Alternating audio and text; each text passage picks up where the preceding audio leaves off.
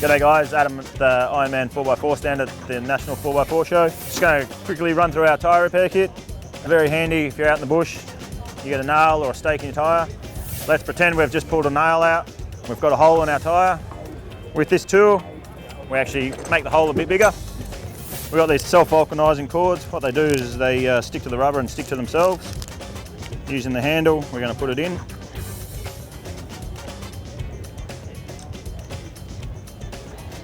Bit of lube to make it easier. So all we do now is put the core in, bit of pressure, just before we put it up, put a twist in it, pull it out, and it'll never leak. As you can see, the kit comes with everything. It's got the lube, the tools, comes with spare parts, so valves, extensions, plenty of tyre plugs, and also a digital tyre gauge.